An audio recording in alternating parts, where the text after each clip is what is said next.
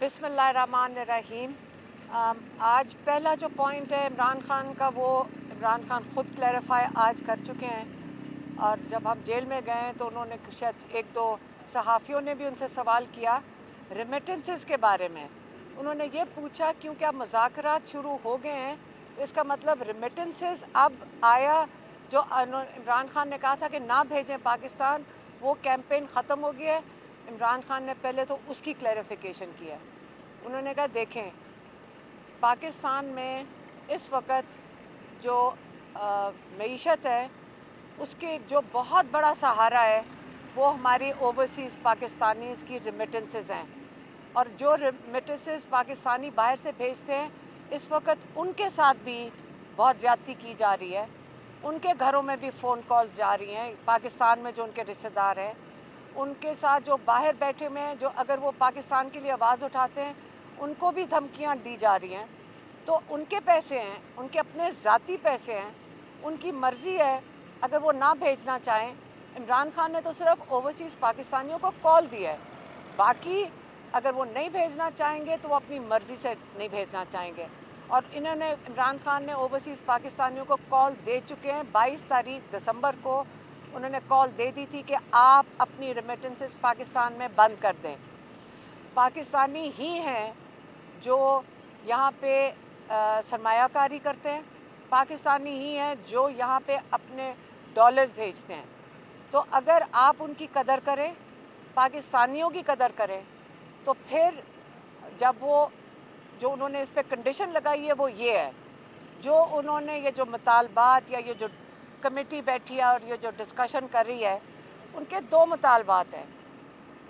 उन्होंने कहा ये दोनों मुतालबा जब पूरे होंगे, जब इस पर संजीदगी दिखाई जाएगी, फिर वो रेमिटेंसेस की कैंपेन को बंद करेंगे, जिसका मतलब वो कहेंगे हाँ अब अपनी रेमिटेंसेस भेज दें। वो कौन से दो मुतालबात हैं? इमरान खान ने पिछले 10 दिन से कह रहे हैं। एक मुतालबा है कि आप 3 सुप्रीम कोर्ट के जजेस की, सीनियर मोस्ट जजेस की आप एक कमीशन बनाएंगे।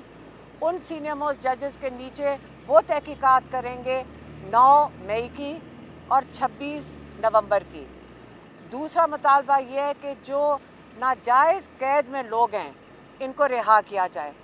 अब उन्होंने कहा कि जो मिलिट्री जेल में जिन्होंने सज़ाएं मिली हैं, कहते हैं इसलिए मिलिट्री जेल में सज़ाएं दे रहे हैं क्योंकि वो ओपन कोर्ट ट्रायल कर ही नहीं सकते इन लोगों की।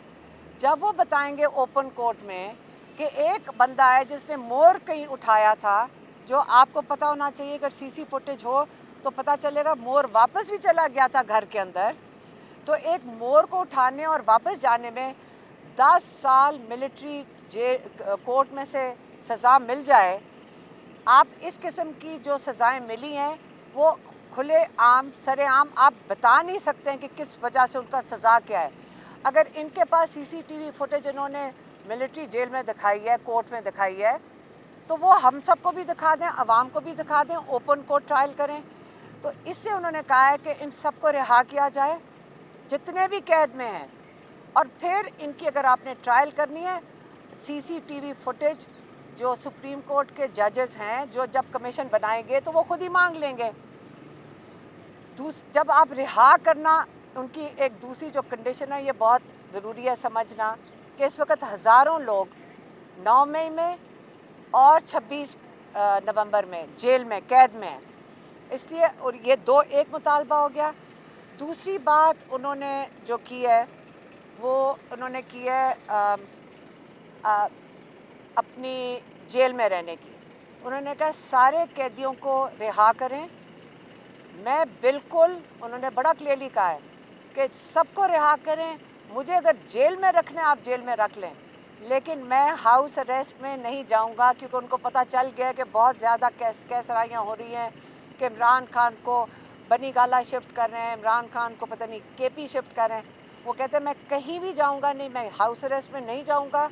सारे कैदियों को रिहा करें, मुझे कैद में रख लें, लेकिन हाउस अरेस्ट में मैं नहीं जाऊंगा। रिहा करेंगे तो अपने केसेस का सामना करके अपने आप को इनोसेंट साबित करके फिर वो बाहर निकलेंगे। وہ اس طرح نہیں قید سے باہر آئیں گے کہ ہاؤس اریسٹ پہ چلے جائیں. دوسرا پوائنٹ. تیسرا پوائنٹ عمران خان کا ہے جو افغانستان میں انہوں نے اخبار میں پڑھا ہے کہ افغانستان میں ہمارے شاید جہاز ایئر فورس کے جہاز نے بومبنگ کی ہے. اس بات کا عمران خان کو بہت دکھ ہوا. انہوں نے کہا کہ بڑے دیر کے بعد پاکستان میں امن آیا تھا کیونکہ افغانستان میں امن آیا تھا، اور افغانستان کا امن پاکستان کے ساتھ جڑا ہوا ہے. اگر آپ وہاں پہ جا کر اس قسم کا چیز کریں گے یا بارڈر کے اوپر اس قسم کا انتشار ہوگا تو پاکستان کا امن بھی اس سے متاثر ہوگا. اور مجھے بہت دکھ ہے کہ کسی طرف بھی پاکستان میں یا افغانستان میں بے گناہ جانیں ضائع جائیں.